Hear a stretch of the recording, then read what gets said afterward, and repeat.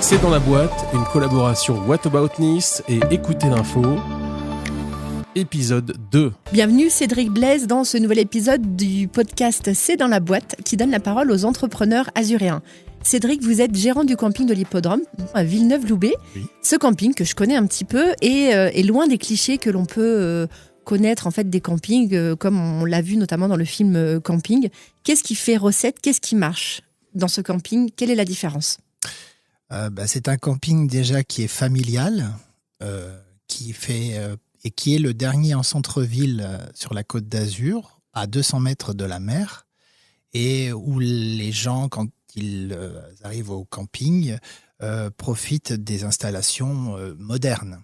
Depuis combien de temps vous êtes à la tête de ce camping? Alors moi j'ai commencé depuis que je suis bébé, je suis né dedans, c'était mes parents. Et c'était donc un camping familial. Et puis, j'ai dû commencer en tant qu'employé.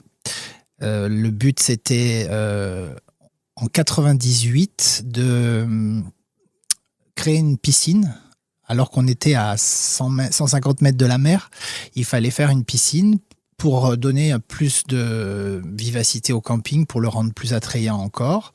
Et il fallait un maître-nageur. Et du coup, j'ai passé mes diplômes et puis donc j'ai été employé pour être maître-nageur, pour être surveillant, pour m'occuper des sanitaires, du nettoyage. Et après, ma maman étant malade, j'ai dû la remplacer et prendre la gérance. Donc c'est l'aventure a commencé comme ça. Oui, exactement. Mais du départ, est-ce que c'était déjà tout tracé? Vous deviez reprendre ce camping? Pas du tout. Pour moi, non. C'était pas. Je devais faire autre chose. J'avais fait des études dans l'électronique.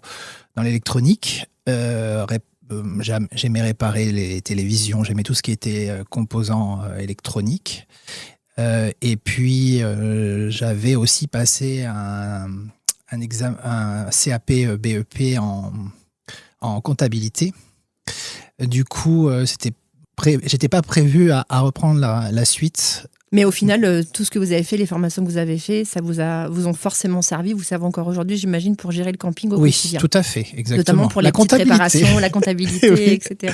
Et puis les réparations électriques. Oui, exactement, puisque je suis pratiquement le seul habilité à pouvoir toucher à l'électricité ou à des problèmes électriques au camping. Et justement, alors ce camping a une particularité, c'est que c'est un camping familial et vous êtes la 3e génération. Quelle est l'histoire? Quelle est son histoire? Parce qu'il y a une très belle histoire derrière cet établissement de plein air. Alors ça a commencé dans les années 50. Mes grands-parents étaient en vacances sur la Côte d'Azur, comme toujours. Et ils sont tombés amoureux de Villeneuve-Loubet. Il y avait déjà pas mal de campings là-bas. Il y en avait plus de 60 sur la commune. Oui, aujourd'hui, on n'est plus que 3. Il y en avait 60 et puis ils étaient poissonniers à Chalon-sur-Saône. Puis ils ont décidé de venir vivre et de tout plaquer sur la Côte d'Azur. Exactement.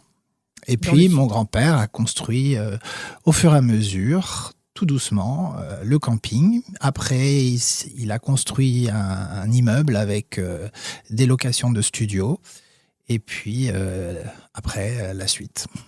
Et alors, est-ce que ce qui signifie, c'est que pour la suite du camping, est-ce que vous savez déjà qui va reprendre ce camping quand vous ne serez plus en capacité de le faire? Tout à fait. Donc, j'ai une descendance qui est ma fille qui a décidé de reprendre le camping. Et du coup, tout doucement, je la prépare. Elle est à l'école pour apprendre le métier. Donc, hôtellerie et restauration au début et après management. Et puis, moi, je me prépare la succession.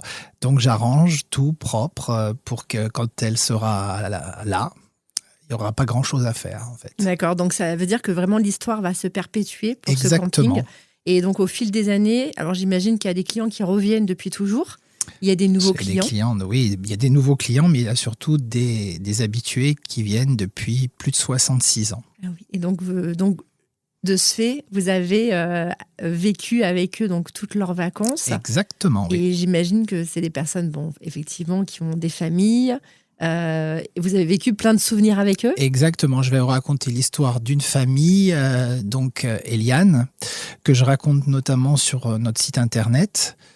qui vient depuis plus de 66 ans maintenant, qui venait en famille avec sa sœur, en tente, et puis après elle est venue avec ses enfants en caravane. Elle a changé son mode de camping, c'est-à-dire de passer de la tente à la caravane. Après, elle est passée au camping-car aussi. Et donc, elle a une caravane actuellement, à nouveau, puisque ça revient à la mode. Et elle vient avec ses enfants, ses petits-enfants et arrière-petits-enfants. C'est beaucoup de souvenirs pour vous. Oh oui, exactement. Et puis, on se lie d'amitié un petit peu avec ces personnes, dont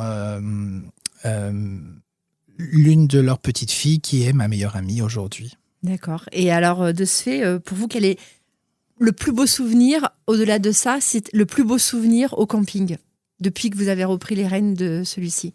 Oh, il y en a plusieurs, mais donc celui avec Eliane où on a fêté ses 60 ans, justement au camping, où on lui a fait une fête avec un gros gâteau. Toute sa famille était présente et descendue sur la Côte d'Azur pour venir fêter 60 ans au camping avec elle. Cédric, avec le conflit au Moyen-Orient, est-ce que vous pensez que la fréquentation touristique va être différente au camping cet été? Oui, elle le sera comme elle a été avec le Covid. Nous avons déjà énormément d'étrangers qui ont réservé en amont pour venir sur la Côte d'Azur. Mais aujourd'hui, là, depuis quelques temps, on a énormément de coups de téléphone de Français qui préfèrent annuler leur voyage à l'étranger et venir sur la Côte d'Azur pour cet été.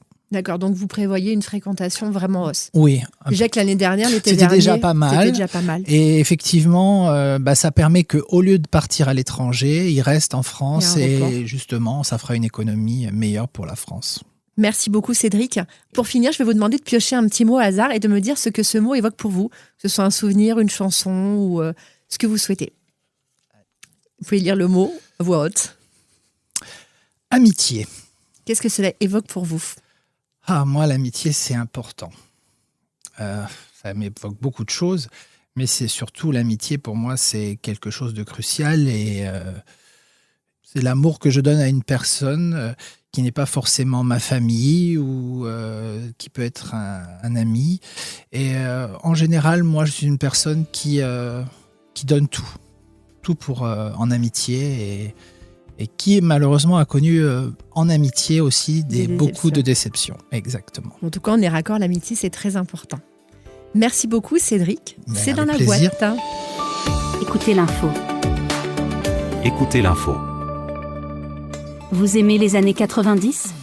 La Rousseau, Ophélie Winter, Céline Dion. Un concentré d'années 90. Rendez-vous tous les soirs entre 20h et 22h sur Écoutez l'info. Écoutez l'info.